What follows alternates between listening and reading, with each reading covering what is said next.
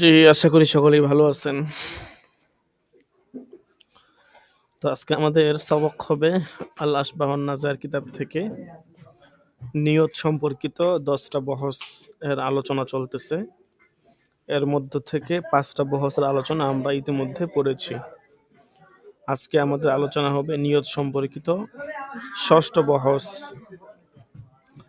তো 6ষ্ঠ বহস এটা আসলে কি সম্পর্কে? মুসান্নিফ শিরোনাম দিচ্ছেন ফি বায়ানিল জামঈ বাইনা ইবাদাতাইন, অর্থাৎ দুই ইবাদতের মধ্যে এক নিয়তকে একত্রিত করা, মানে একটা নিয়তের মাধ্যমে দুইটা ইবাদত করা যাবে কিনা, মূলত এই সম্পর্কেই এই বহসটা আর কি। তো এবার দেখেন কি বলে, ওয়াহাসিলুহু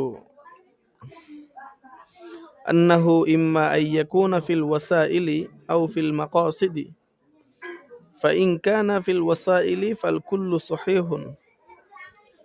বলতেছে হাসল বা সার কথা এখানে বলতেছে যে এই সম্পর্কে খুলাসা কথা হচ্ছে আন্নাহু ইম্মা আইয়াকুনা ফিল ওয়াসাইলি আও ফিল মাকাসিদ, যে দুই ইবাদত একত্রিত এটা হয়তো উপকরণের মধ্যে হবে অথবা মাকসাদের ক্ষেত্রে হবে। ব্যাখ্যা দিবে সামনে, বলতেছে যে ফাইন কানা ফিল ওয়াসাইল ফাল কুল্লু সহিহুন, যদি উপকরণের ক্ষেত্রে দুই ইবাদত একত্রিত হয় তাহলে সবগুলো ইবাদতেই সহিহ হবে। সামনে এটার ব্যাখ্যা দিবে, দেখেন। ক্বালু, মাশায়েখ কেরাম বলেন, লাউ ইগতাসালাল জুনুবা ইয়াউমাল জুমআতি লিল জুমআহ ওয়া লিরাফইল জানাবাতি ইরতাফাআত জানাবাতুহু ওয়া হাসালা লাহু সওয়াবু গুসলিল জুমআহ। এটা হচ্ছে ওয়াসাইলের ক্ষেত্রে উদাহরণ, যে যদি জুনুবি ব্যক্তি জুমার দিন জুমার উদ্দেশ্যে এবং জানাবাত দূর করার উদ্দেশ্যে গোসল করে তাহলে তার জানাবাত এটা দূর হয়ে যাবে এবং জুমার গোসলের সওয়াবও সে পেয়ে যাবে। ঠিক আছে, এটা হচ্ছে ওয়াসাইলের ক্ষেত্রে, যে গোসল এটা হচ্ছে একটা মাধ্যম। কিসের মাধ্যম? পবিত্রতার মাধ্যম, ইবাদতের মাধ্যম। তো এই মাধ্যমের ক্ষেত্রে যদি দুই ইবাদত একত্রিত হয়, যেমন গোসল করলে সে নামাজ পড়বে, আবার জুমার নামাজ পড়বে, আবার জানাবাত দূর হবে। তো জানাবাত দূর হওয়া এটাও তো একটা ইবাদত, এবং গোসল করা, পবিত্রতা অর্জন করা এটাও একটা ইবাদত। বলতেছে এরকম যদি হয় বিষয়টা, তাহলে জানাবাত দূর হয়ে যাবে, গোসলও হয়ে যাবে এবং সে সওয়াবও পেয়ে যাবে। এটা হচ্ছে ওয়াসাইলের উদাহরণ। وإن كان في المقاصد فإما أن ينوي فرضين أو نفلين أو فرضا ونفلا. أما الأول فلا يخلو إما أن يكون في الصلاة أو في غيرها فإن كان في الصلاة لم تصح واحدة منهما. বলতেছে যে এই যে একত্রিতকরণ জমা, এটা যদি লক্ষ্য এবং মাকসাদের ক্ষেত্রে হয় তাহলে তখন হয়তো একসাথে দুই ফরজ ইবাদতের নিয়ত করতে হবে, অথবা দুই নফলের নিয়ত করবে, বা এক ফরজ এক নফলের নিয়ত করবে আর কি। ঠিক আছে, এখন যদি প্রথম সূরতটি হয়, অর্থাৎ দুই ফরজের নিয়ত করে, তাহলে দুইটা অবস্থা থেকে খালি হবে না, হয়তো সেটা নামাজ হবে অথবা নামাজ ব্যতীত অন্য কোনো কিছু হবে। বলতেছে যদি নামাজের মধ্যে হয় তবে ওই দুই ফরজের কোনোটাই সহি হবে না। বুঝছেননি কি বলছে? এখানে কয়েকটা সূরত দেখাইলো আর কি। ঠিক আছে, তো বলছে যে যদি আপনার নিয়ত করছে আপনার দুই ফরজের, আচ্ছা একটু অপেক্ষা করেন, একটা ফোন আসছে ইমার্জেন্সি।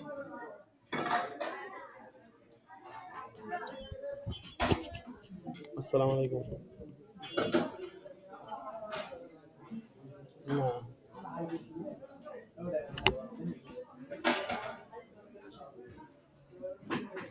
হ্যাঁ, হ্যাঁ, হ্যাঁ, হ্যাঁ, হ্যাঁ, হ্যাঁ,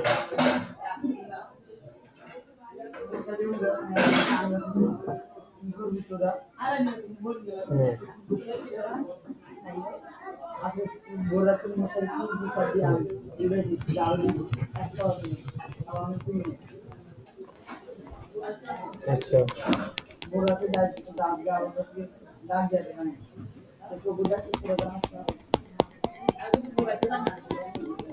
আচ্ছা।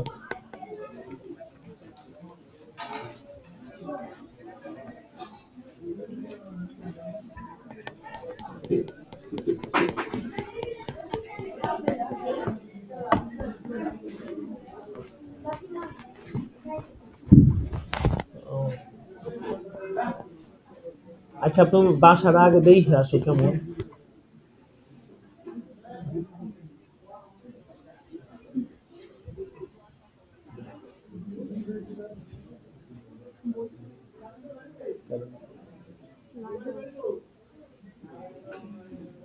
তুমি আগে দেখাও অফিস সিস্টেমে এটা তো হইব কিনা, তুমি তো একটা আন্দাজ করতেই পারছো যে এটা সম্ভব কিনা। প্রয়োজনে তোমার মোবাইলটা দিয়ে একটু ছবি তুললে বা ভিডিও করে যদি পারো পাঠাইলা।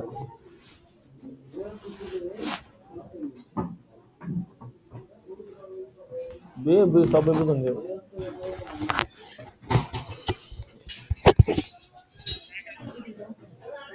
স্পেস ঠিক আছে, কিন্তু ভিতরের পরিবেশটাও দেখতে হইবে।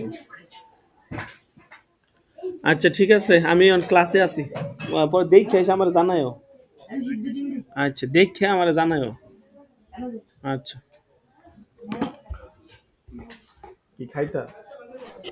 কত শখ, লয়ে যাও। জি। আচ্ছা।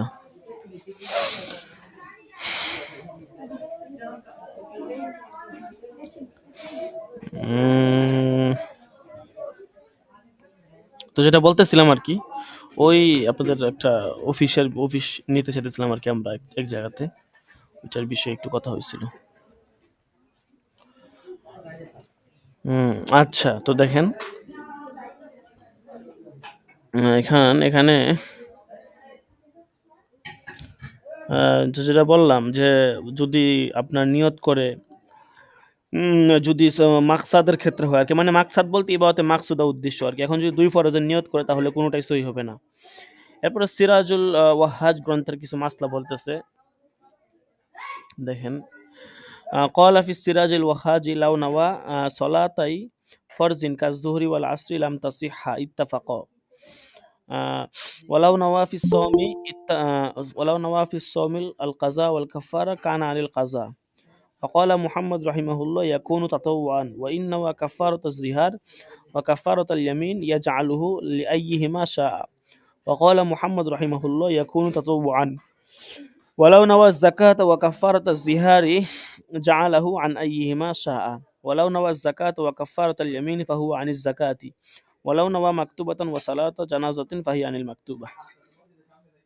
আচ্ছা, আসলে এখানে যতগুলো মাসলা আছে, অনেকগুলো মাসলা হচ্ছে, ম্যাক্সিমাম মাসলা এই ক্ষেত্রে ইখতিলাফপূর্ণ আর কি। তো এখানে সিরাজুল ওয়াহাজ গ্রন্থের মধ্যে আছে যে যদি কোনো ব্যক্তি দুই ফরজ নামাজের নিয়ত করে, যেমন হচ্ছে জোহর আসর, বলতেছে যে এটা সর্বসম্মতিক্রমে কোনোটাই সহি হবে না, জোহরও শুদ্ধ হবে না, আসরও শুদ্ধ হবে না।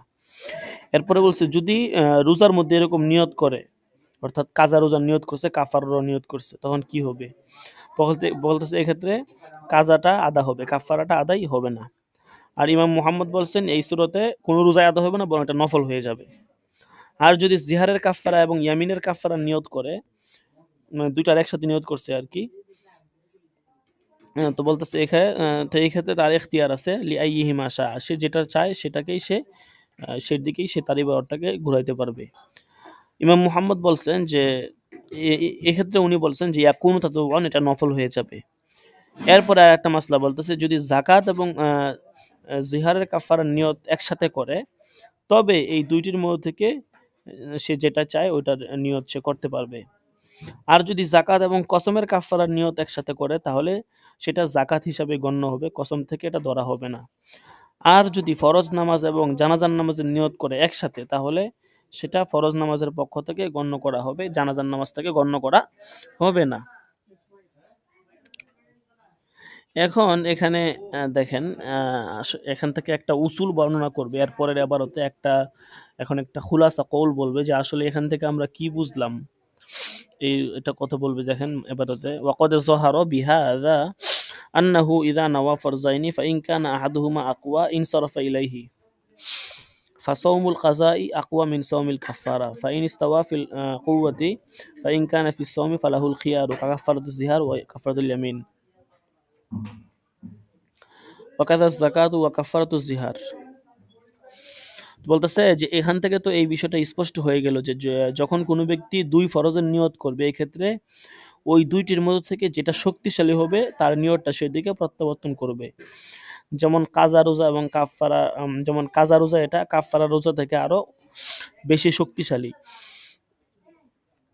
এখন দেখা গেছে উভয় ফরজ যদি শক্তিমত্তার দিক দিয়ে সমান সমান হয় তখন কি বলতেছে, তখন আমলকারী যে আছে তার ইচ্ছা থাকবে, সে যেটাকে অগ্রাধিকার দিবে সেটাই প্রাধান্য পাবে। যেমন জিহারের কাফারা এবং কসমের কাফারা, জিহারের কাফারা কসমের কাফারা উভয়টা কিন্তু সমান সমান, মানে শক্তিমত্তার দিক দিয়ে উভয়টা ফরজ, উভয়টাই সমান সমান।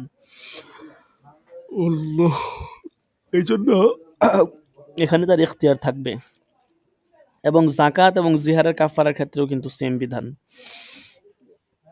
কিন্তু যদি কসমের কাফারা এক্ষেত্রে আসে তখন কিন্তু জাকাত শক্তিশালী হয়ে যাবে, কারণ কসমের কাফারার চেয়ে জাকাতটা বেশি শক্তিশালী। ওয়া আম্মা যাকাতু মা কাফারাতিল ইয়ামিন ফাস যাকাতু আকওয়া, সেক্ষেত্রে জাকাত কি হবে, শক্তিশালী হবে। এরপরে দেখেন নিচের দিকে, ওয়া আম্মা ফিস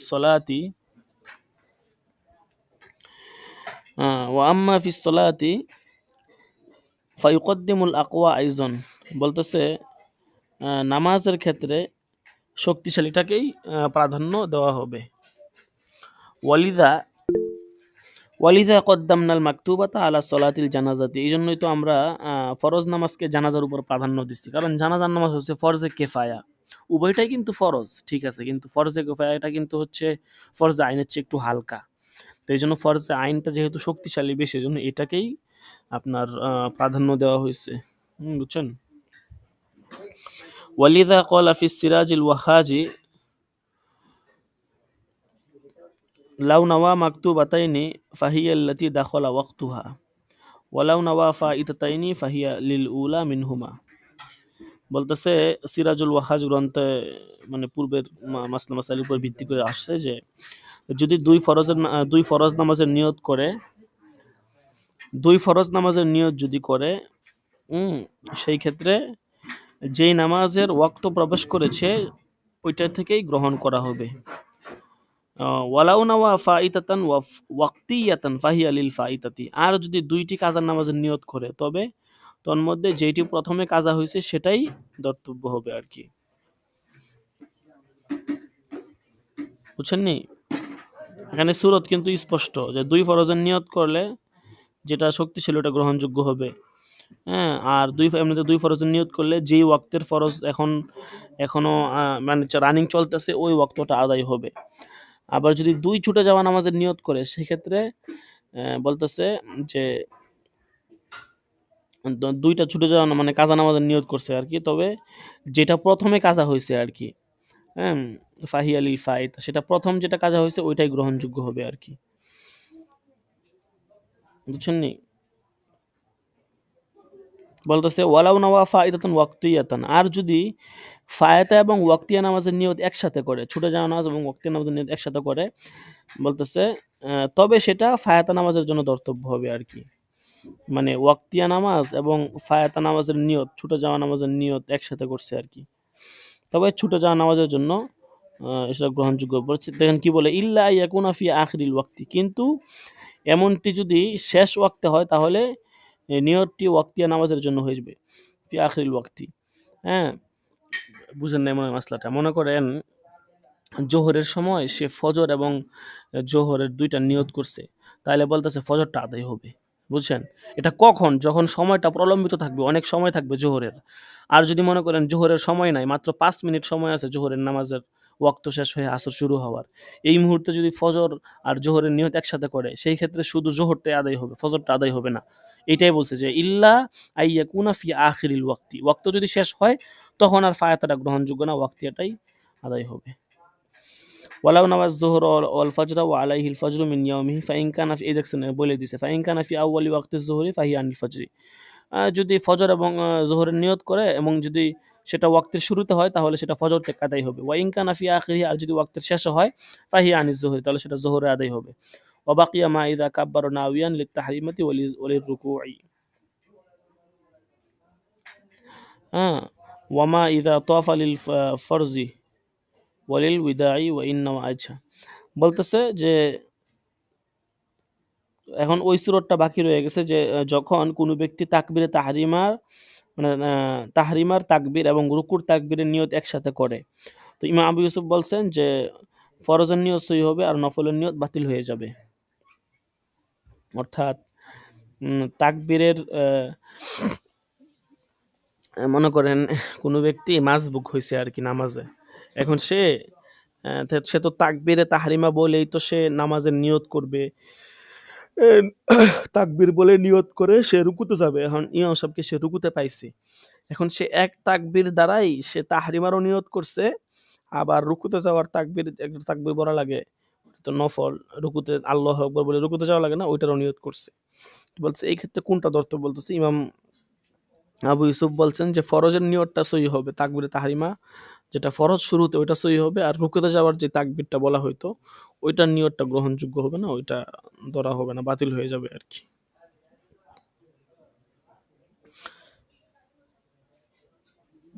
এবং আর একটা সূরা বলছে দেখেন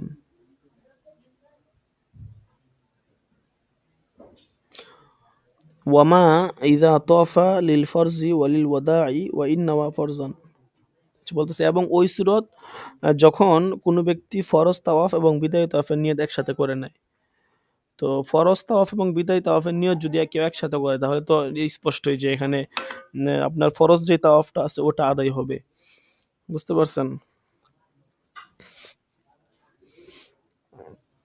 এবং যদি মনে করেন ওয়া ইন্না ওয়া ফরজান ওয়া নাফলান, যদি ফরজ এবং নফলের নিয়ত একসাথে করে নেয় তাহলে ফরজটা গ্রহণযোগ্য হবে, আগের নিয়ম অনুযায়ী ওটা গ্রহণযোগ্য।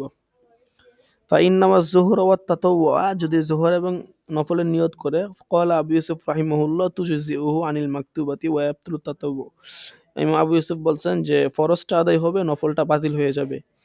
ওয়া ক্বালা মুহাম্মদ রাহিমাহুল্লাহ ওয়ালা তুজজিউ আনিল মাকতুব ওয়ালা তাতাওয়ু। আর ইমাম মুহাম্মদ উনি ওনার একটা মত অনুসারে যে ফরজ নফল কোনোটাই সহি হবে না, উনি এটা বলছেন আর কি।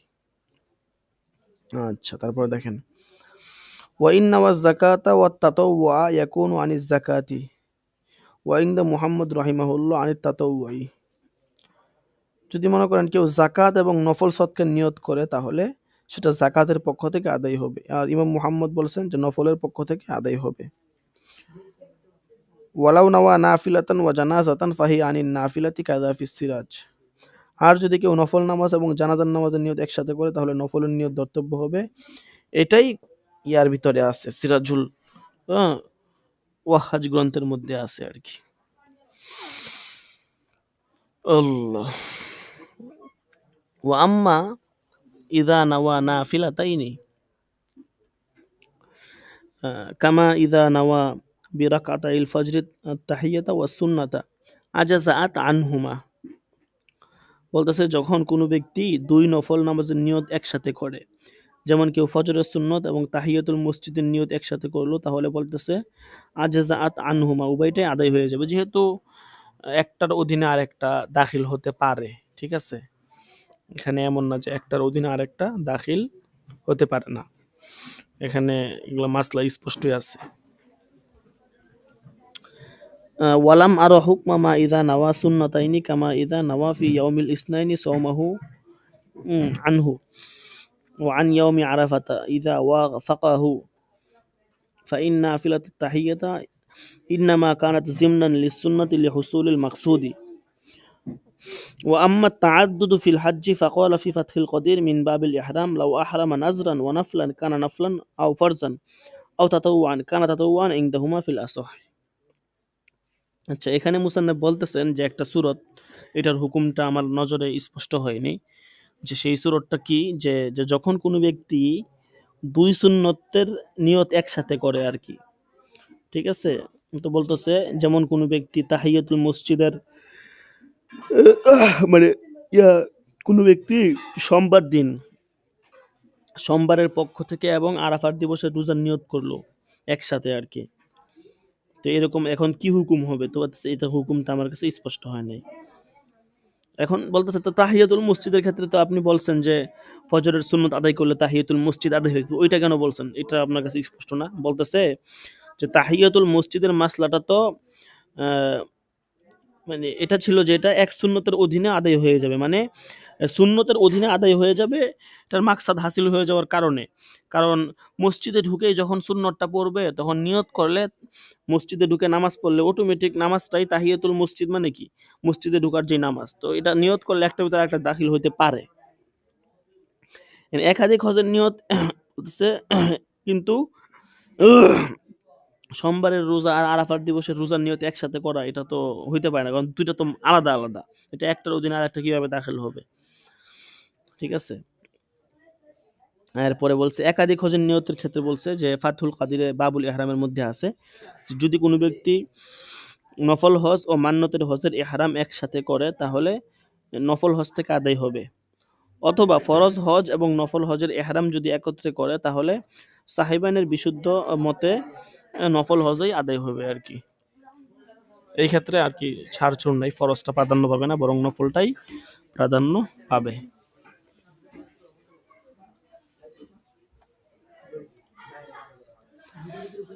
এরপর দেখেন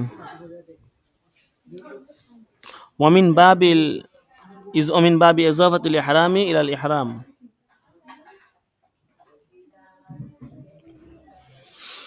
ওয়ালাউ আহরম, আচ্ছা ইহরামের সাথে ইহরাম মিলিয়ে নেওয়ার যে বিষয়টা আর কি, বলতেছে যে ওয়ালাউ আহরামা বিহাজ্জাতাইনি মান আও আলা তাআকুবি লাজিমাহু ইনদা আবি হানিফাতা ওয়া আবি ইউসুফ রাহিমাহুল্লাহ ওয়া ইনদা মুহাম্মদ রাহিমাহুল্লাহ ফিল মাইয়াতি ইয়ালজামুহু ইহদাহুমা ওয়া ফিত তাআকুবি আল উলা ফাকাত ওয়া ইযা লাজিমাহু ইনদাহুমা ইরতাফাজাত ইহদাহুমা বিইত্তিফাকিহিমা লাকিন ইখতালাফা ফি ওয়াক্তির রাফজি ফাইনদা আবি ইউসুফ রাহিমাহুল্লাহ আকিবা সাইরুরাতিহি মুহরিমান বিলা মুহলাতিন ওয়া ইনদা আবি হানিফাতা রাহিমাহুল্লাহ ইযা শারআ ফিল আমাল।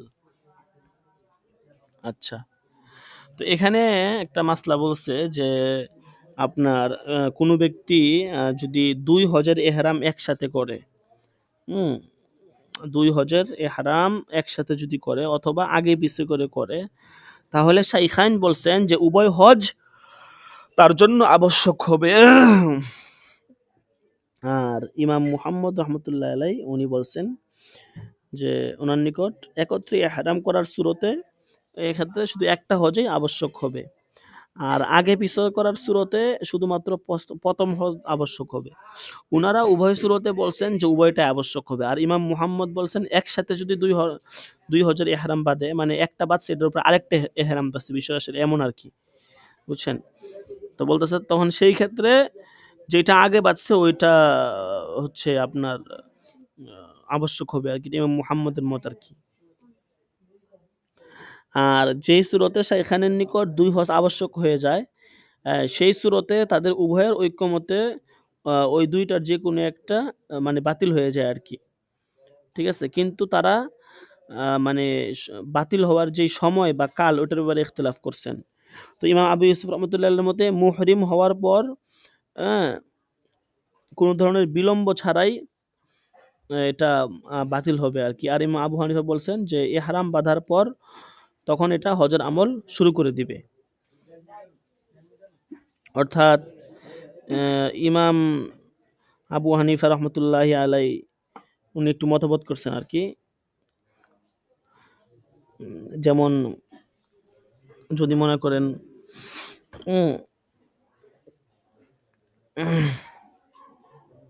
একসাথে যদি বাঁধে আর কি, তখন কোনটা আগে আদায় করবে? বলতেছে যে একটা এই বছর আদায় করবে আর একটা আগামী বছর, এবং তার উপর এই হজের পরিবর্তে হজ উমরা করতে হবে আর কি, মানে এক বছর হজ আর এক বছর পরবর্তী বছর আর একটা আদায় করবে। এখন শাইখাইন বলছেন যে একটা বাতিল হয়ে যাবে, এখন কোনটা বাতিল হবে, মানে বলছে না একটা এখন আদায় করবে আর একটা পরে, এখন পরে বাতিল হবে কোনটা, একটা এখন কোনটা আদায় করবে আর বাতিল হয়ে যাবে এটা কোনটা, এবং এটা পরে কোনটা আদায় করতে হবে। তুমি আবু ইউসুফ রহমতুল্লাহ এর মতে তার মুহরিম হওয়ার পর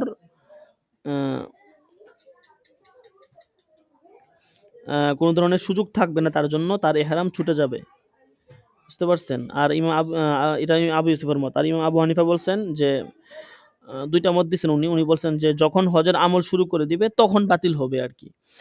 হ্যাঁ, আর এটা উনি বলছেন। আরেকবার বলছেন যে যখন, 2 নম্বর উনি বলছেন যে যখন কোনো একটির প্রতি তিনি মায়েল হবেন হাজি, তখন ওই সময় অপরটা সে বাতিলকারী বলে গণ্য হবে আর কি, বুঝতে পারছেন। বাতিল বলতে আসলে কি উদ্দেশ্য, বাতিল বলতে এমন না যে একেবারে বাতিল করা লাগবে না, মানে পরবর্তী সময়ে করা লাগবে আর কি। বাতিল বলতে হচ্ছে ফিল হাল বাতিল হবে কোনটা, ফিল হাল তো একসাথে দুইটা করা সম্ভব না, বুঝলেন নাই। ওনারা তো বলছে যে দুটা আবশ্যক হবে, তো দুটা আবশ্যক হবে, এখন দুটা কি আপনি একসাথে করতে পারবেন, কেমনে সম্ভব? হজ উমরা বা 2 হজ কি আপনি একসাথে করতে পারবেন? এটা তো সম্ভব না, ঠিক আছে। এই জন্য একটা তো বাতিল হয়ে যাবে, এখন বাতিল কোনটা হবে বলতেছে ওই যে যেটা আগে করছেন মেহরাম আগে বাঁচছেন ওটা বাতিল হবে, এক্ষেত্রে একটু ইখতিলাফ আছে, এটা এখন বললাম আর কি। তো ইমাম আবু হানিফা বলছেন যে যখন হজের আমল শুরু করবে তখন একটা বাতিল হয়ে যাবে, ঠিক আছে।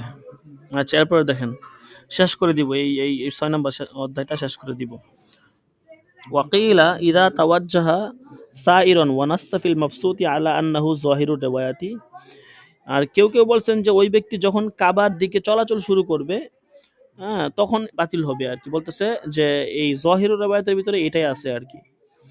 বলতেছে এখন সামারা ইখতিলাফ কি, ইখতিলাফের নতিজাটা কি, বলতেছে সামারাতুল খিলাফ ফিমা ইদা জানা ক্বাবলা শুরুই ফালাইহি তামানে লিল জিনায়াতি আলা ইহরামাইনি দামুন ওয়াহিদুন ইনদা আবি ইউসুফ রাহিমাহুল্লাহ ওয়ালাউ জামা ক্বাবলা শুরুই ফালাইহি দামানে লিল জিমাই ওয়া দামুন সালিসুন লির রফজি ফাইন্নাহু ইয়ারফুসু ইহদাহুমা ওয়া ইয়ামজি ফিল উখরা ওয়া ইয়াকজি আল্লাতি মাজা ফিহা ওয়া হাজ্জাতুন ওয়া উমরাতুন মাকান আল্লাতি রাফাজাহা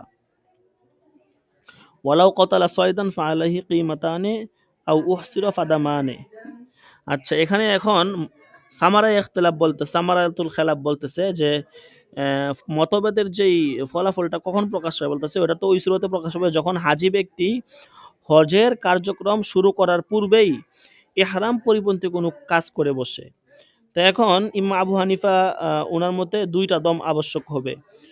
হ্যাঁ, 2 ইহরামের পরিপন্থী যেহেতু সে কাজ করছে 2 দম আবশ্যক হবে। এটা কখন?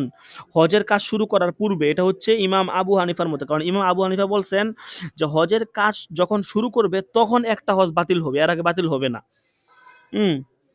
আর ইমাম এটা হচ্ছে এই জন্য ইমাম আবু হানিফার মধ্যে 2 দম আবশ্যক হবে যদি ইহরাম পরিপন্থী কোনো কাজ করে। আর ইমাম আবু ইউসুফ বলছেন যে তৎক্ষণাৎ বাতিল হয়ে যাবে, এই জন্য ওনার মতে একটা আবশ্যক হবে।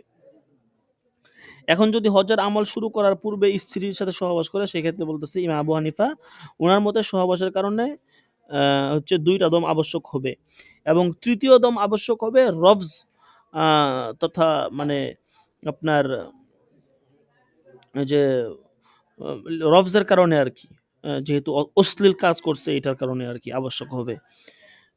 কারণ হচ্ছে 2 হজের মধ্যে একটি তাকে অবশ্যই বর্জন করতে হবে।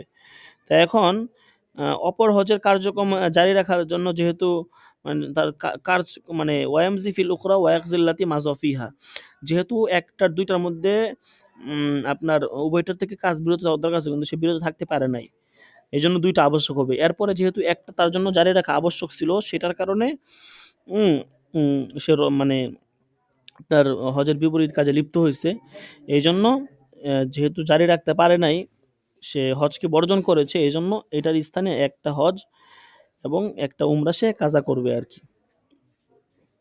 এখন সামনে আরো মাসলা বলতেছে, মাসলা স্পষ্ট, কোনো ভেজালের কোনো কাহিনী নাই, না বুঝলে বলবেন। সে 2 হজের নিয়ত একসাথে করছে আগে পরে করে। এখন ইমাম আবু হানিফা বলছেন যে যতক্ষণ না হজের কাজ শুরু করবে ততক্ষণ পর্যন্ত তার জিম্মায় 2 হজই থাকবে, 2 হজ থাকবে, এবং তার এটা বাতিল হবে না। হজের কাজ যখন শুরু করবে শুধু তখনই মাত্র তার জিম্মা থেকে 2 হজ বাতিল হবে। এখন মনে করেন এখনো হজের কাজ শুরু করে নাই, শুরু না করলে এখন যদি সে স্ত্রীর সাথে সহবাস করে সেক্ষেত্রে 2 হজের কারণে, যেহেতু 2 হজের কারণে সে কি করছে, 2 হজের দিকে লক্ষ্য করে তার 2টা দম আবশ্যক হবে। আর তৃতীয় দমটা ওয়াজিব হবে কেন? এটা হচ্ছে রফস এর ভিতরে শামিল হওয়ার কারণে আর কি। ঠিক আছে, বুঝতে পারছেন যে কোরআন শরীফে আছে না 2 নম্বর পারা 9 নম্বর পৃষ্ঠা, ঠিক আছে, যে সে কোনো ধরনের রফস এর ভিতরে শামিল হয় নাই বা কোনো অশ্লীল কথাবার্তা স্ত্রী সহবাস করে নাই। তো ওইটার কারণে মূলত হজের ভিতরে তার তো হজ মানে বাতিল হয়ে যাওয়ার কথা, বাতিল হয়ে গেছে স্ত্রী সহবাসের কারণে। যেহেতু হজটা বাতিল হয়ে গেছে, দুইটা তো দম এমনিতে আবশ্যক হইতেছে 2 হজের কারণে, এখন বাতিল হওয়ার কারণে তো আরেকটা নতুন করে তার আপনার রফস লাগছে, ঠিক আছে, এই জন্য এটা হচ্ছে আবশ্যক হবে আর কি। মোট 3টা আবশ্যক হবে। আশা করি বুঝতে পারছেন, না বুঝলে জিজ্ঞাসা করবেন। এরপরে বলতেছে শিকারের মাসলার ক্ষেত্রে যে লাউ কতালা সয়দান ফালাইহি কিমাতানে আও উহসিরা ফাদামানে ওয়া আলা হাদাল খিলাফ ইযা আহাল্লা বিউমরাতাইনি মান আও আলা তাআকুব বিলা ফাসলিন ওয়া আম্মা ইযা নাওয়া ইবাদাতান সুম্মা নাওয়া ফি আসনাইহা আল ইন্তিকাল আনহা ইলা গায়রিহা। হুম,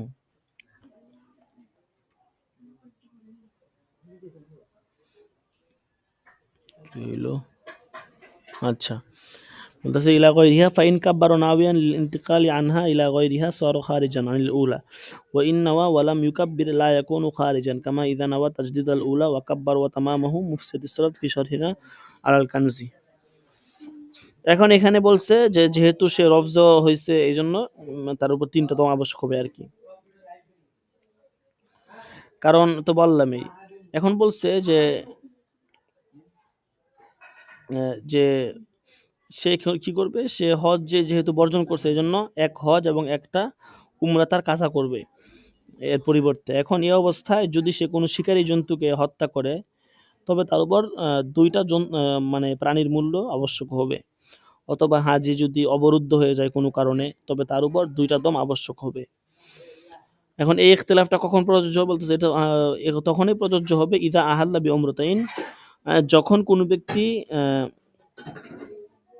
2টি ইহরাম একসাথে কিংবা কোনো ব্যবধান না করে পর্যায়ক্রমে করে, ঠিক আছে। আর যখন কোনো ব্যক্তি কোনো ইবাদতে নিয়ত করলো তারপর এর মধ্যবর্তী সময় ওই ইবাদত থেকে অন্য ইবাদতে স্থানিত হওয়ার নিয়ত করলো, তখন ওই সময়তে যখন অপর নামাজে স্থানিত হওয়ার নিয়তে তাকবীর তাহরিমা বলে তখন প্রথম নামাজ থেকে বের হয়ে গেছে বলে ধরা হয়।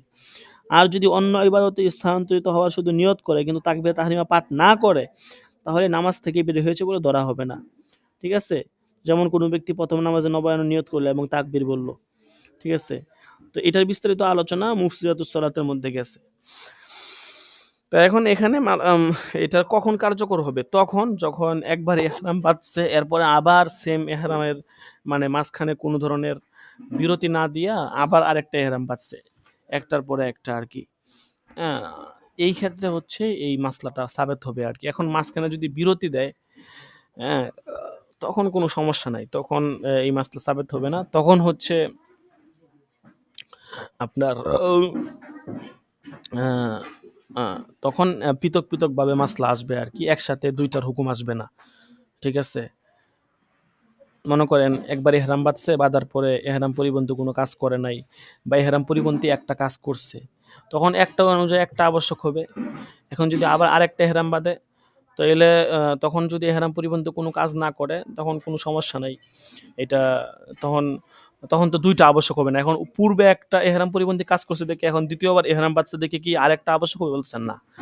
তো এখন প্রশ্ন তাহলে এখন হজ আদায় করবে কোনটা, বলতেছে হজ আদায় করবে প্রথমটার, কারণ এখানে উনি বলে দিছে যে 2টা যদি ইহরাম বাঁধে তাহলে প্রথমে যে ইহরাম বাঁধছিল ইহরামে যে নিয়ত করছে ওইটার হজ আদায় করবে, দ্বিতীয়টার না।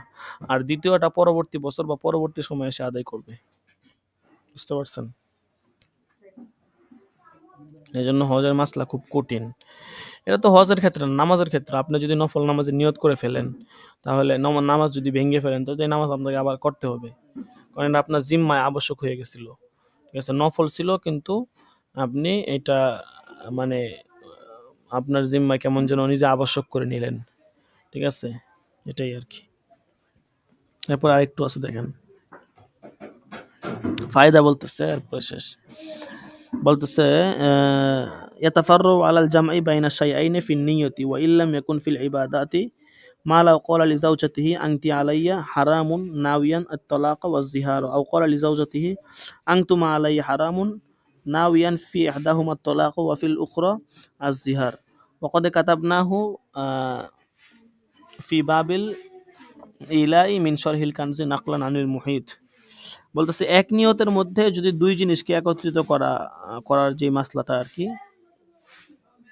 যে এর উপর তাফরি করে মাসলা একটা বের হয়, যদিও এটা আর কি ইবাদতের অন্তর্ভুক্ত না, সেটা মাসলাটা কি বলতেছে, যে যদি কোনো ব্যক্তি তার স্ত্রীকে বলে আংতি আলাইয়া হারামুন, তুমি আমার উপর হারাম, এখন এই বাক্য দ্বারা তালাক এবং ইলা সে উভয়টা নিয়ত করে, হ্যাঁ, কিংবা তার দুইজন স্ত্রীকে লক্ষ্য করে বলছে আংতুমা আলাইয়া হারামুন, আর এক স্ত্রীর ক্ষেত্রে তালাকের নিয়ত করছে, অপরজনের ক্ষেত্রে জিহারের নিয়ত করছে, বলতেছে এই ক্ষেত্রে কি বিধান হবে। মুসান্নেব এখানে বিধান দেন নাই, উনি বলছেন যে কাতাবনাহু ফি বাবিল ইলা মিন শরহিল কানজি, কানজের সরাব বাহরুর রায়কের মধ্যে, হ্যাঁ, মুহিতুল বুরহানি গ্রন্থের উদ্ধৃতি দিয়ে মুসান্নেব বলতেছেন আমি ওখানে এটার বিধিবিধান বিস্তারিত লিখছি, তোমাদের যাদের ওখান দেখতে মন চায় ওখান থেকে তোমরা দেখে নিও। এটা উনি বলছেন আর কি, এখানে বিধান দেন নাই, যেহেতু এমনিতেই কলেবর বড় হয়ে গেছে, উনি তো বলছেন যে এটা ছোট রাখবেন, এই জন্য আর কি, বুঝতে পারছেন। আচ্ছা, এরপরে হচ্ছে সপ্তম অধ্যায়, ইনশাল্লাহ এটা আগামী দরসে সবক হবে। দরস ইনশাল্লাহ সময় মতোই হবে, মাঝে মধ্যে অনেক সময় প্রোগ্রাম থাকে বা অনেক সময় মিটিং বিভিন্ন কাজে একটু ব্যস্ত হয়ে যাওয়া লাগে আর কি, এই জন্য একটু এদিক সেদিক হয়, ইনশাল্লাহ সময় মতোই হবে। আচ্ছা, তো আসবো আজকে এই পর্যন্তই। যদি কোনো কোনো প্রশ্ন, কোনো এবারতে প্রশ্ন থাকে, বুঝে না আসে, ইনশাল্লাহ জিজ্ঞেস করতে পারেন, উত্তর দেওয়া হবে।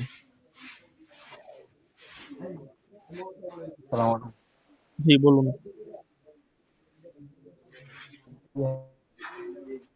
জাকাতের সাথে মানে কিভাবে ওটা আর কি? জি, জাকাতেরটা আর জিহারের কাফারাটা হ্যাঁ, মানে এখানে জাকাতকে ভিন্ন পায়, আর জিহারের কাফারাতে সাথে মিলে একসাথে কিভাবে মানে নিয়ত করি পরে সেটা কি খরচ করতে হবে? স্পষ্ট হইতেছে না আপনার কথাটা, আমি সঠিক বুঝতেছি না। জাকাতের ক্ষেত্রে বলতেছেন না জিহারের কাফারার ক্ষেত্রে? কাফারার ক্ষেত্রে হচ্ছে আপনার কাজা কাফারার ক্ষেত্রে আমি আপনাকে উসুল বলে দেই, যে কাজা এবং কাফারার ক্ষেত্রে যদি একসাথে নিয়ত করে, রোজা হোক বা যেটা হোক, সেই ক্ষেত্রে আপনার কাজাটা আদায় হবে, কারণ কাজাটা কাফারার চেয়ে বেশি শক্তিশালী। ঠিক আছে, এই হলো এক উসুল। আর দ্বিতীয় উসুল হইতেছে আপনার জাকাত এবং সদকা ফিতরে যদি নিয়ত করে তাহলে জাকাত আদায় হবে, কারণ জাকাতটা হচ্ছে সদকা ফিতরের চেয়ে বেশি শক্তিশালী। অর্থাৎ দুইটা নিয়ত একসাথে করলে যেটা আকওয়া ওইটা আদায় হবে, বুঝতে পারছেন? যেটা শক্তিশালী বেশি ওইটা আদায় জি হবে। এখন বলছিলাম হ্যাঁ, বলেন। জাকাত আর কাফারা মানে কাফারা তো জিহার মানে জিহারের কাফারাত একসাথে কিভাবে হয় ওইটা বলছিলাম আর কি। জাকাত তো ভিন্ন একটা ইবাদত, আর কাফারা জিহার তো মানে 3 ভাবে রোজা থাকতে হয় অথবা গোলাম আযাদ করতে হয়, 60 জন মিসকিনকে খাওয়াইতে হয়, হুম হুম। এই আর কি। ও, জিহারের কাফারার কথা বলছে। এই বিষয়টা চেষ্টা করবে। জিহারের জি জি কাফারা মানে এখানে বলছে যে জিহারের কাফারা কেমনে দেয় বলেন, কাফারা আদায় করার সিস্টেমটা বলেন। সামর্থ্য থেকে মানে গোলাম আযাদ করতে হয় হ্যাঁ হ্যাঁ, এখন সামর্থ্য আর থাকলে গোলাম আজাদ করে, এখন গোলামকে যদি আপনি জাকাতের টাকা দিয়ে খাওয়ান বা তাদেরকে ফল টল কিনে দেন বা তাদের মালিকানায় কোনো জিনিস দেন, তো ওইভাবেও তো জিহারের কাফারাটা আদায় করা যায়। এটার ভিতরে তো আপনার মানে জাকাতের সিস্টেমটার ভিতরে জিহারের মাসলাটা চলে আসে, বা এটাকে অন্তর্ভুক্ত করা যায়। ঠিক আছে, মনে করেন জিহারের কাফারা যে সুরত, হুম, আপনি জাকাতের সম্পদের মাধ্যমে যদি জিহারের কাফারা কোনো সূরত আপনি নিয়ে আসতে চান এবং ওইটার মাধ্যমে আপনি যাকাতও আদায় করতে চাইতেছেন আবার জিহারের কাফারাও দিবেন এরকম কোনো কিছু আদায় করতে চাইতেছেন এইটা বলছে। তো এই ক্ষেত্রে আসলে কোনটা আদায় হবে? বলতেছে এই ক্ষেত্রে যাকাতটাই আদায় হবে। এখানে জিহার-টিহার আদায় হবে না। বুঝতে পারছেন? কারণ যাকাতটা হচ্ছে ফরজে আইন ফরজ। আর জিহারটা এটাও ফরজ কিন্তু এটা হচ্ছে একটু দুর্বল আরকি, দঈফ।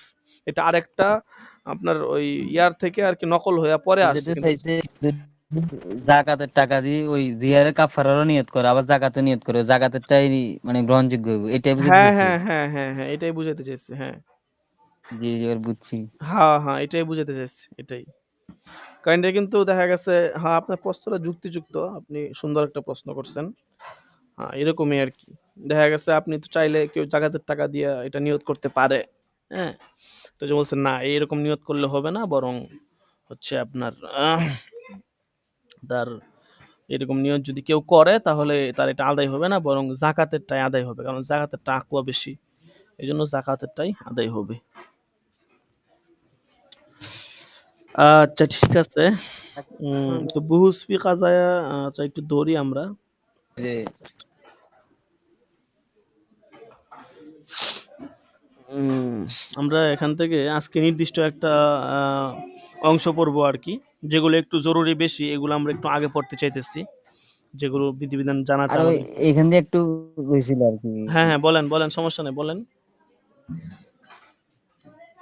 ওই হজের ক্ষেত্রে কেউ যদি ওই যে বলছেন না দুইটা দম দিতে হবে বাবা আর একটা দিতে হবে তিনটা দিতে হবে একটা হচ্ছে রফসের কারণে হুম, দুইটা হুম। হচ্ছে দুইটা নিয়ত করার কারণে আর একটা হচ্ছে রফসের কারণে তো ওটা কি রফস নয় মানে যেটার কারণে দুইটা দম হয়েছে এই আর কি। না রাফাস না।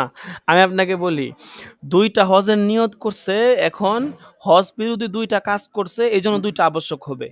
এখন তার জন্য তো আবশ্যক ছিল হজটাকে চালিয়ে নিয়ে যাওয়া। বুঝতে পারছেন? হজটাকে চালিয়ে নিয়ে যাওয়া বলতেছে ইয়ামজি একটাকে সে রহিত করে দিবে আরেকটাকে চালিয়ে নিয়ে যাবে। এটা আবশ্যক হবে। এটা উচিত ছিল। কিন্তু সে দেখা গেছে এই কাজটা করার কারণে তার হজটা টোটালি বন্ধ হয়ে গেছে। মানে একটার ক্ষেত্রে ২ টা তো মুতলাকভাবে ২ টার জন্য আবশ্যক হইছে। কিন্তু ৩য় তম আবশ্যক হইছে ওইটারই রূপান্তর হিসাবে কেমন যেন সে ৩য় বার সে কি করলো? হজটাকে যখন চালিয়ে নিয়ে যাবে তখন কেমন যেন তার ওই কাজটাই ওই হজটাকে বন্ধ করে দিছে। বুঝতে পারছেন? এইজন্য কেমন যেন তার হজটা এখানে ভাঙ্গা পড়ে গেছে। তার হজটা আর আদায় করার কোনো সুরত রইল না। তো যেহেতু ১ম তো ২ হজের জন্য ২ টা নিয়ত করছে, ২ টা দিবেই। কিন্তু তার তো হজটা চালিয়ে নিয়ে যাওয়ার কথা ছিল। কিন্তু তার এই কাজটা করার কারণে তার যে একটা হজ বাতিল হয়ে আরেকটা চালায়া নিয়ে যাবে, কেমন যেন ওই চালায়া নিয়ে যাওয়াটাই তার এই কাজের কারণে এটা ভঙ্গ হয়ে গেল। এইজন্য তার দামুন সালিসুন লির রবজি। রবজের কারণে তার ৩য় দম আবশ্যক হবে। বুঝতে পারছেন? মানে এটাকে স্বতন্ত্র আরেকটা দমের মানজিলায় ধরা হইছে আরকি। কিন্তু যদি মাঝখানে একটু বিরতি দিত, মানে একটা এহরাম বেঁধে তারপরে কিছু সময় পরে হ্যাঁ?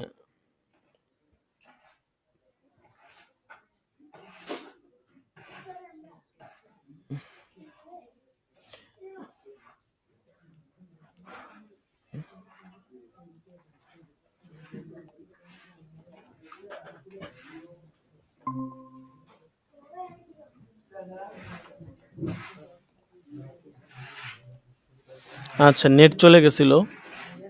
নেটটা স্লো হয়ে গেছিল আরকি। তো যেটা বলতেছিলাম যদি মাঝখানে একটু বিরতি দিত, হ্যাঁ? কিছু সময়ের পরে যদি আবার আপনার এরকম মেহরাব বাঁধতো তাহলে আর এই সমস্যাটা হইতো না।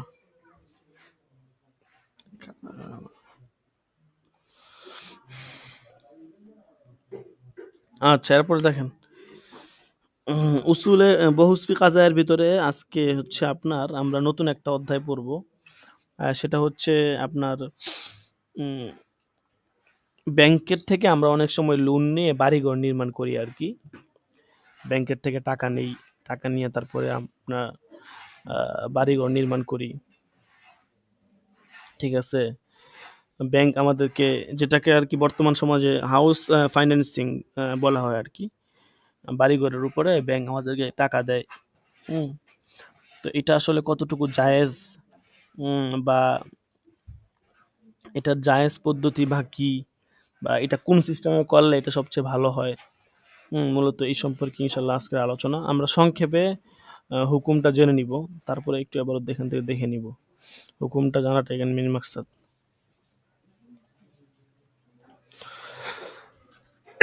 আচ্ছা দেখেন,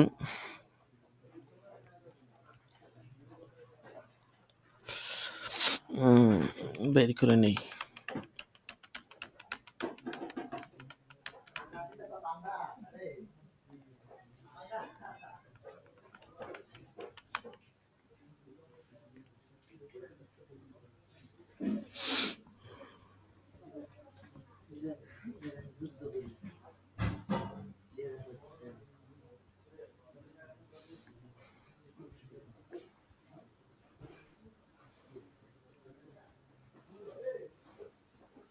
এটা হচ্ছে আপনার ৮ নাম্বার প্রবন্ধ আর কি, আত-তুরুকুল মাশরুআতু লিত-তামওয়িলিল আকারি।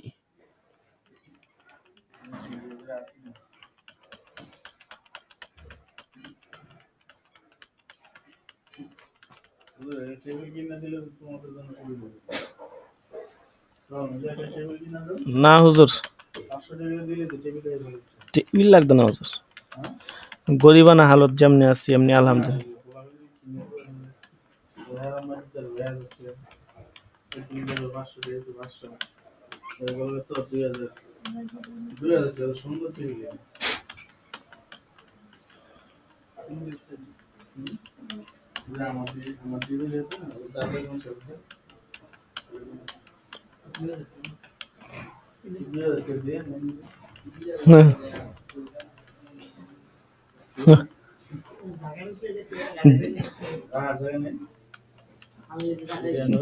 আনলেই জায়গা হইব না হুজুর?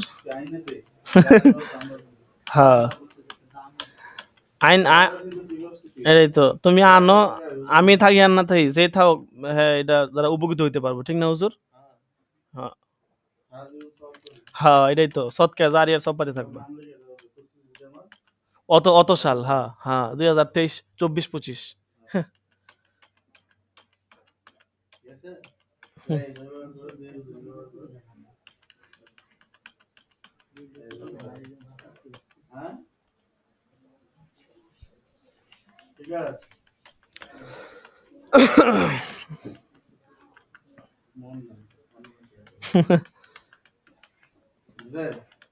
কুমিল্লার মানুষ হুজুর কিপটা, কয়ে লাভ নেই।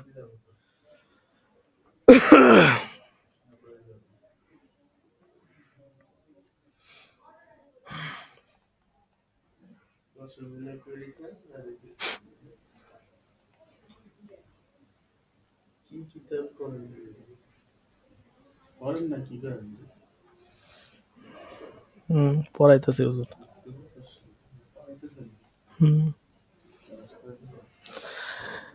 বুহুস ফি কাজায়া,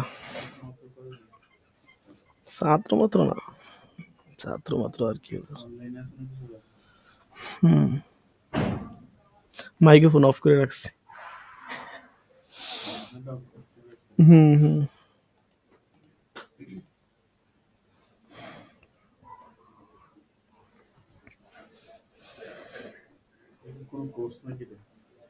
হ্যাঁ, আচ্ছা খুব পরে কথা কম।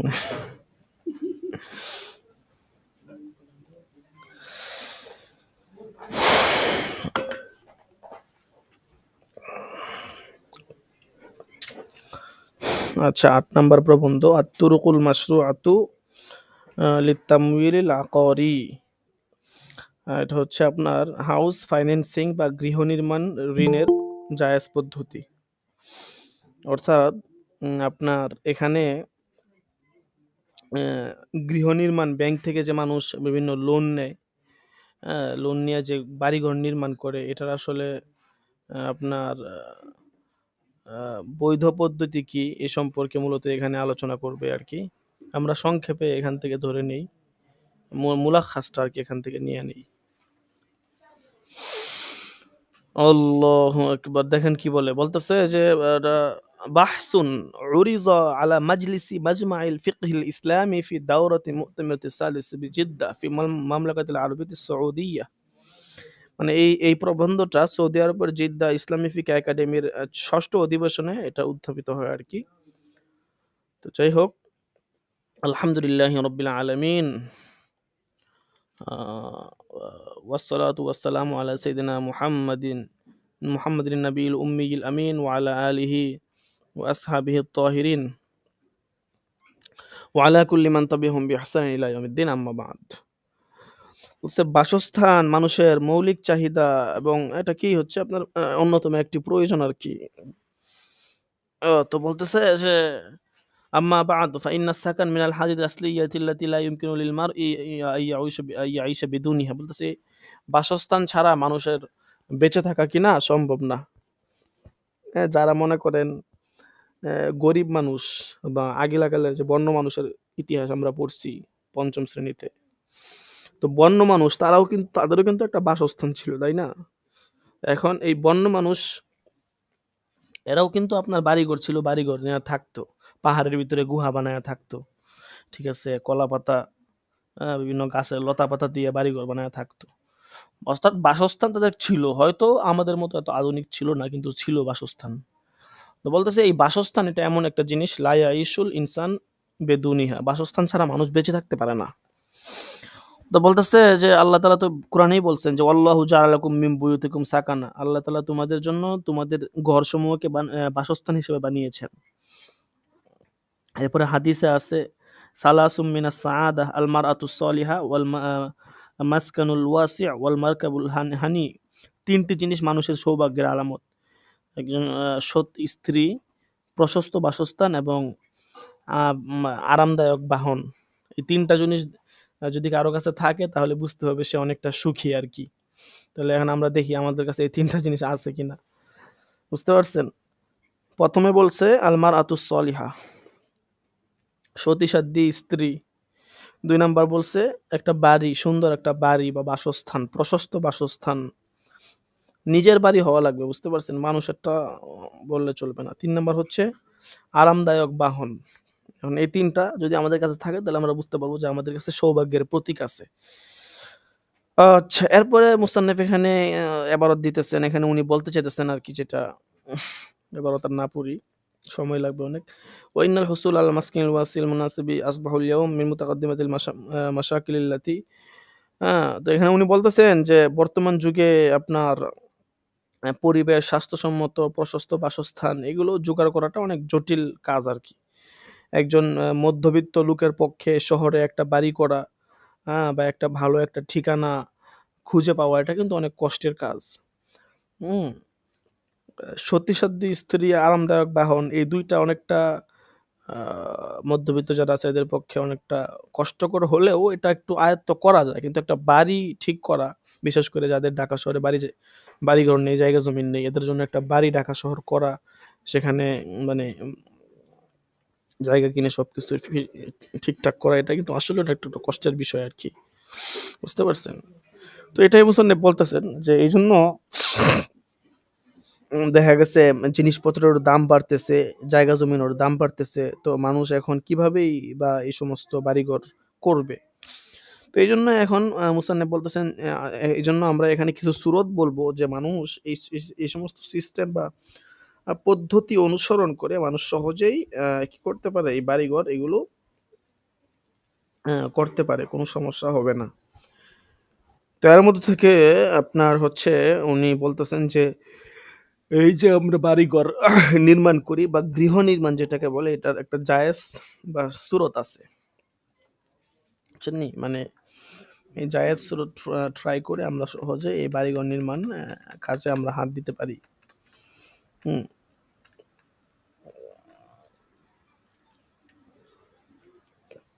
প্রথমত উনি বলছেন যে ঋণ নেওয়ার জায়েজ পদ্ধতি আর কি। তো বলতেছে উনি এখানে বলতেছেন যে আপনার বাস্তবতার নিরিখে যেটা উনি বলতেছেন যে ইসলামী রাষ্ট্রের যে দায়িত্ব, হ্যাঁ, এটা তো দায়িত্ব মানে এটা ছিল যে সাধারণ নাগরিকদের থেকে কোনো প্রকার মুনাফা ছাড়া তাদেরকে একটা তাদের মৌলিক জিনিসের যোগান দিবে। যেহেতু বাসস্থান এটা প্রত্যেক নাগরিকের একটা মৌলিক অধিকার। হুম? তো এইজন্য প্রত্যেক নাগরিকের অধিকার আছে সে তার সম্পদ সামর্থ্যের ভিতরে থেকে মৌলিক প্রয়োজন এবং তার যেই চাহিদাগুলো আছে সেগুলো ফিল আপ করবে। এখন দেখা গেছে মানুষের কাছে ওই পরিমাণ অর্থ সম্পদ না থাকার কারণে মানুষ বাসস্থান তো দূরের কথা, তার মৌলিক চাহিদা এগুলো সে করতে পারে না। এখন ওখানে ৩-৪টা সূরত উনি বলছেন, ৩টা সূরত বলছেন যে এই সূরতগুলো যদি আমরা ইসলামী রাষ্ট্র আমরা এগুলো বাস্তবায়ন করতে পারি তাহলে এটা দরিদ্র মানুষ, মধ্যবিত্ত মানুষের পক্ষে খুব সহায়ক হবে। এর মধ্যে ১ নাম্বার বলছেন উনি যে দেখেন আল্লাহু আকবার, আল্লাহু আকবার, আল্লাহু আকবার, আল্লাহু আকবার। আচ্ছা, ১ম এ বলছেন যে যদি মানে যারা এরকম বাসস্থান করতে চায় এরা যদি একদম দরিদ্র লোক হয়, মানে এরা যদি যাকাত খাওয়ার মতো উপযুক্ত লোক হয় তাহলে এদেরকে যাকাত দেওয়া, যাকাত ফান্ডের থেকে টাকা এদেরকে দেওয়া যেন তারা তাদের মৌলিক চাহিদাগুলো মিটাইতে পারে। এগুলো ১ম সূরত। ২য় সূরত বলছেন যে ওনারা যদি মানে মোটামুটি আর্থিক ওদের সম্পত্তি থাকে, হ্যাঁ? তাহলে দেখা গেছে আপনার তাদেরকে একটা নির্দিষ্ট পরিমাণ অ্যামাউন্ট দেওয়া। যেন এই অ্যামাউন্টের বা টাকা পয়সার মাধ্যমে তারা কি করতে পারে? তাদের মৌলিক চাহিদা মিটাইতে পারে।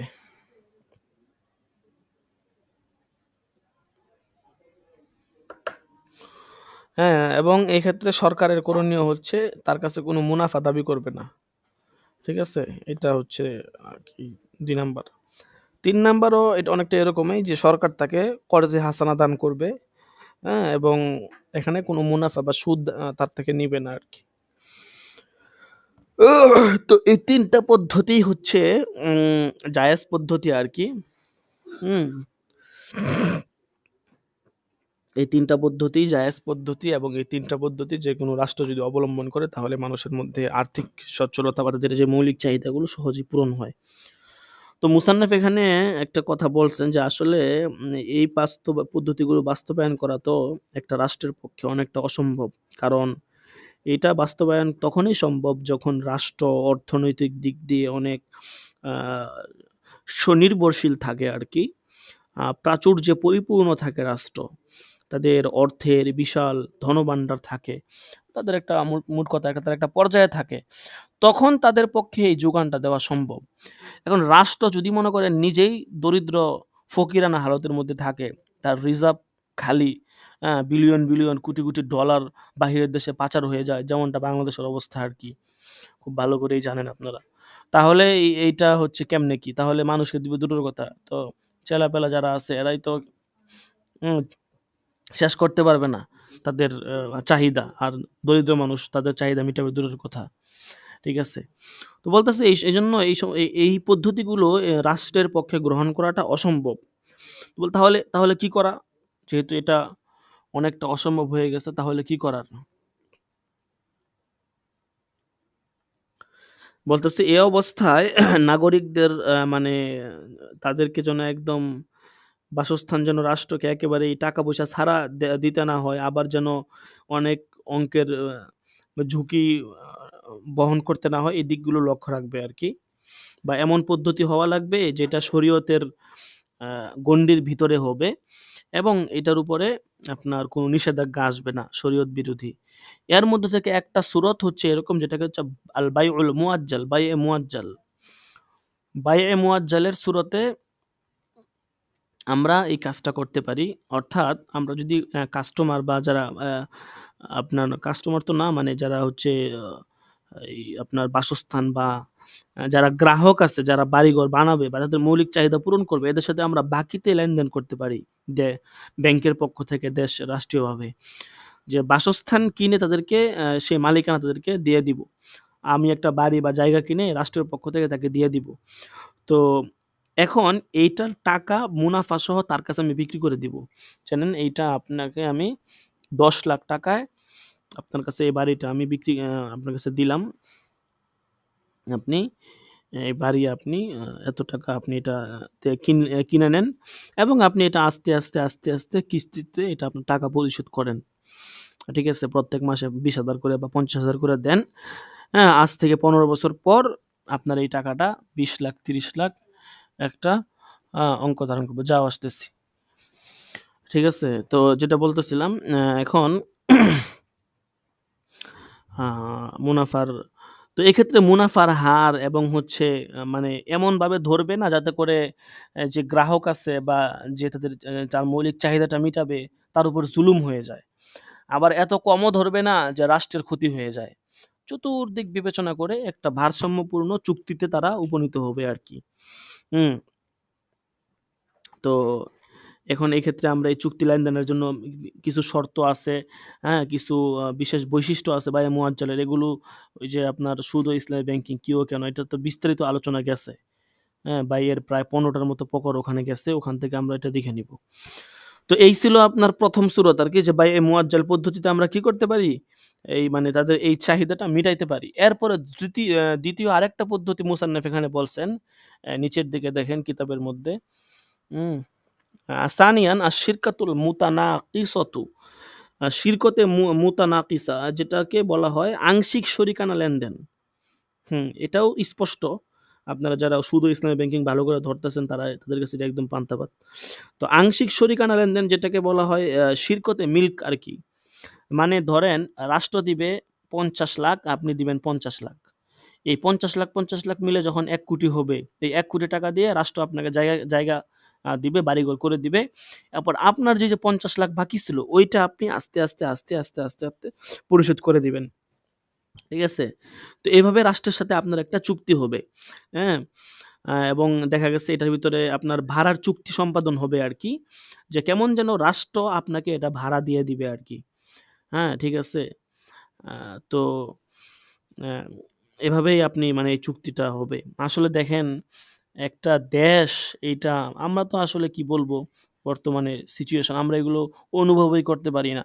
মানুষ দেশের জন্য কত কিছু করে বা দেশটা হচ্ছে মানুষ একটা বাড়ির মতো। কিন্তু আমাদের পরিস্থিতি এমন ব্যক্তিগত আমি বলি যে দেশের জন্য কি করব? দেশের যে পরিস্থিতি এই যে আজকে মনে করেন এতগুলো মানুষ মারা গেল বা তাদের এরকম অবস্থা দেখা গেছে যে পঙ্গু হয়ে গেছে বা তারা গিয়ে আজকে মিটিং করে মিছিল করে রাস্তাঘাটে যে ডক্টর ইউনূস স্যার কেন তাদের সাথে দেখা করে না, তাদের সাথে কথা বলে না বা তাদেরকে ডাকা হয় না বা তাদের এই পরিস্থিতি। আজকে আপনি দেখেন কতজন মানুষ শহীদ হইছে এটার কোনো লিস্টই আজকে আসছে আজকে পর্যন্ত সঠিক কোনো পরিসংখ্যান আসে নাই। কতজন পঙ্গু হইছে এটার কোনো পরিসংখ্যান আসছে? আসে নাই। কতজন মানুষ হাসপাতালে পড়ে আছে তাদেরকে বিদেশ পাঠানোর কথা বলছিল। কয়জনকে বিদেশ পাঠাইছে? মানে কোনো ব্যবস্থাপনা নাই। তাইলে এই রাষ্ট্রের জন্য শহীদ হয়ে লাভ কি? কি এটা তো শুধু একমাত্র আল্লাহ তাআলার কাছে বিনিময় পাওয়া যাবে জালিমের বিরুদ্ধে লড়ছে এটাই। কিন্তু দুনিয়াবি কোনো ফায়দা নাই। উল্টা আরো মানবেতর জীবনযাপন করা লাগতেছে। এইজন্য ব্যাস একমাত্র হচ্ছে এলায়ে কালিমাতুল্লাহর জন্য যদি লড়া যায় সেই ক্ষেত্রেই হচ্ছে আপনার প্রকৃত শান্তি পাওয়া যায় আরকি। আর না হয় গণতন্ত্রের পিছনে গণতন্ত্র প্রতিষ্ঠার জন্য লড়াই করা এটা একটা নিছক খেলাধুলার মতো আরকি। যাই হোক তো এটাই বলতেছে যে দেখেন রাষ্ট্র আপনার পাশে কখন দাঁড়াবে বা আমি রাষ্ট্রের প্রতি কখন বা দেশের প্রতি আমার টানটা কখন থাকবে? যখন দেশের থেকে আমি উপকৃত হব। আজকে আ আপনার নিত্য প্রয়োজনীয় জিনিসপত্র আ একদম ধরা-ছোঁয়ার বাহিরে। যে আলুর দাম ছিল ৳১৫ ৳২০ কেজি এটা এখন ৳৭০ ৳৮০ দিয়ে কিনা লাগে। ঠিক আছে? তো এটা কি কোনো খামখেয়ালি কথা? আপনার একটা মানুষ রিক্শাওয়ালা যে আছে দেখা গেছে কিছু তো আছে ভালো। ঢাকা শহরের দিকে যারা থাকে হয়তো ওনারা ভালো গ্রামগঞ্জে যেহেতু থাকে। ২ ঘন্টা ৩ ঘন্টা মিলায় বেটা ৳৭০ ৳৮০ ইনকাম করে। তো এর আলু ১ কেজি আলু কিনতে গেলে লাগে ৳৭০। মানে মানুষের জিনিসপত্রের দাম বাড়ছে যে গতকালকে আসার সময় এক রিক্শাওয়ালা বলতেছে রাত হয়ে গেছে। আমি বললাম যে, "ভাই ভাড়া তো ৳২০ ই। দিনের বেলা হইলে ৳১০ রাত্রে হইলে ৳২০ নেন। তা আবার ৳৩০ চান কোন দুঃখে?" কয়, "ভাই পুষায় না, পুষায় না। এদিকে গিয়ে আবার খালি আওয়া লাগবে।" আমি কই, "এটা আপনার বিষয়। আপনি গেলে যান, না গেলে নাই।" বলতেছে, "ভাই কয় সবকিছুর দাম বাড়ছে।" আমি কই, "আপা সবকিছুর তো দাম বাড়ছে কিন্তু মানুষের তো ইনকাম বাড়ে নাই।" ঠিক আছে? মনে করেন গ্যাসের বোতল আগে ছিল ৳১৩০০ এখন হইছে ৳১৬০০। চালের বস্তা ছিল ২৫০০ এখন হইছে ২৮০০। আর আপনার ইনকাম আগে ছিল ১০ এখনো ১০। আগে ১২ এখন ১২ই। ৳২০০ এদিক সেদিক হইতে পারে। তো এই হইলো পরিস্থিতি আরকি। ভারসাম্যতা নাই আরকি। জিনিসপত্রের দাম বাড়ছে, আপনার ইনকামও যদি বাড়তো তাইলে না একটা মানানসই ছিল। এখন রাষ্ট্রের প্রতি মায়া ভালোবাসা মহব্বত কিভাবে আসবে? তো এখন এটাই বলতেছে যে দেখেন কিছু অংশ রাষ্ট্র তাকে এই সুযোগ সুবিধা দিবে আরকি। সমান, সমান ভাগ করে নিবে। হ্যাঁ? একটা নির্দিষ্ট সময় ঠিক করবে। এবং ক্রেতার যেই পরিমাণ অংশ কিনা থাকবে সেটা তার অংশেই থাকবে। আর যেটা বাকি থাকবে ওই অনুযায়ী মালিকানা আস্তে, আস্তে বৃদ্ধি পাবে। টাকা দিবে, মালিকানা বৃদ্ধি পাবে। টাকা দিবে, মালিকানা বৃদ্ধি পাবে। এভাবেই বেশ কিছু শর্ত-টর্ত আছে এগুলোর দিকে লক্ষ্য করে এই চুক্তিটা কি হবে? সম্পাদন হুম, হবে আরকি। তো এই হচ্ছে ২ টা সূরত আমরা পড়লাম। ১ম টা হচ্ছে বাইয়ে মুআজ্জাল হচ্ছে সিস্টেম, আরেকটা হচ্ছে শিরকতুল মিলিক। তো এই ২ সূরতের মাধ্যমে আমরা এই লেনদেনটা আমরা করতে পারি আরকি। রাষ্ট্র যদি আমাদের সাথে এভাবে লেনদেন করে তাহলে এতে দেখা গেছে আমরা যেভাবে উপকৃত হতে পারবো, আ রাষ্ট্র এভাবে উপকৃত হতে পারবে। কিন্তু আমরা তো মনে করেন এগুলো আমাদের ধরা-ছোঁয়ার বাহিরে। আমাদের নিজের দেশে উৎপাদন হয় এই সমস্ত জিনিস। আপনি এটা কল্পনা করতে পারেন যে, যে ইলিশ, হ্যাঁ? এই যে কিছুদিন আগে যে ঘটনাটা ঘটলো, শেখ হাসিনা আপনার এই ১৬ বছরে আপনার ৩,০০০ টন না ৪,০০০ টন, ৩,০০০ টন মনে হয়, আমি সঠিক জানি না। আপনারা জানতে পারেন। ইলিশ পাঠাইছে আরকি ১৬ বছরে ভারতে। আর এই উপদেষ্টা সরকার উনারা আইসা উনারা হচ্ছে আপনার ১ মাস ২ মাসের মাথায় ৫,০০০ টন ইলিশ পাঠাইয়া দিছে। আবার বলছে ইলিশ পাঠাইবো না। এ হচ্ছে বিষয় আরকি। আসলে এই টাকার মূল সমস্যাটা হইতেছে আমাদের যেই ছাত্ররা যাকে ঠিক করছে, যে আসিফ নজরুল, ইলিয়াস, ইলিয়াসের তো ভিডিওটা অবশ্যই দেখছেন, সাংবাদিক ইলিয়াসের ভিডিওটা। তো মূল গুড়াতে ওখানেই সমস্যাটা আরকি। যার কারণে উপদেষ্টা মন্ত্রণালয়ে যারা আছে সবাই মনে করেন ওই মার্কায় আরকি। যাই হোক, কি আর করার, আমাদের কপালে মনে হয় আর সুখ নাই আরকি। রাষ্ট্রীয় যেই সুখটা, ওই সুখটা মনে হয় আমাদের কপালে নাই। এটাই হলো মনে হয় বাস্তবতা। আমাদের পরবর্তী প্রজন্মরা হয়তো পেতে পারে। আল্লাহু আকবার।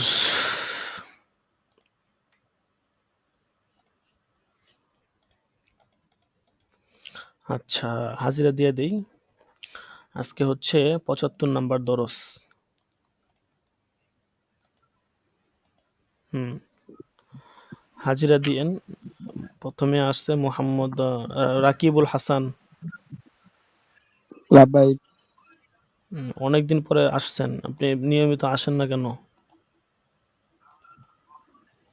একটু বিপদে ছিলাম, এজন্য ক্লাস হয় না ঠিক মতো। নিয়মিত থাকিয়েন। মোহাম্মদ ইউসুফ। ইনশাআল্লাহ। লাভবাহিক।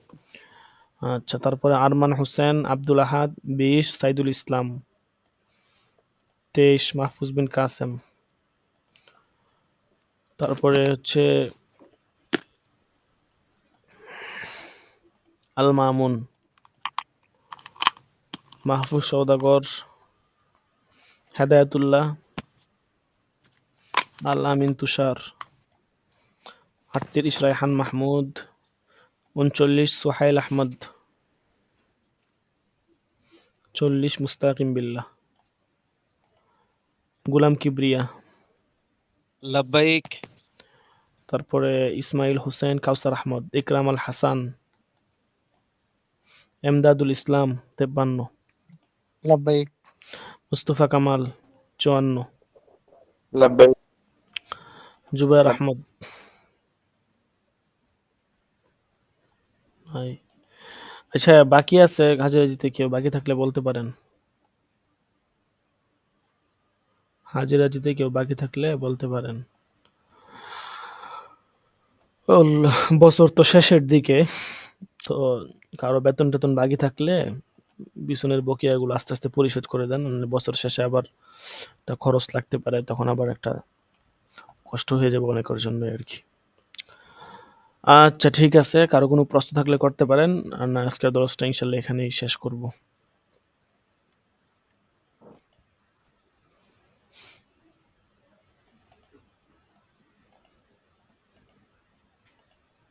আপনাদেরকে তামরিন দেওয়া হইতেছে না, মনেই থাকে না। ইনশাআল্লাহ আজকে দেখি তামরিন দিয়ে দেওয়ার চেষ্টা করব। জাযাকুমুল্লাহ, সকলেই ভালো থাকবেন। ইনশাআল্লাহ আগামী দরসে দেখা হবে।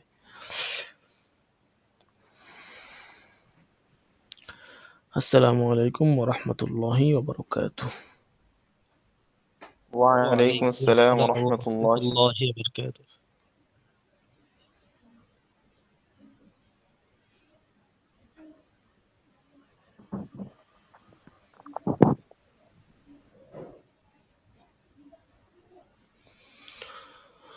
আল্লাহু আকবার।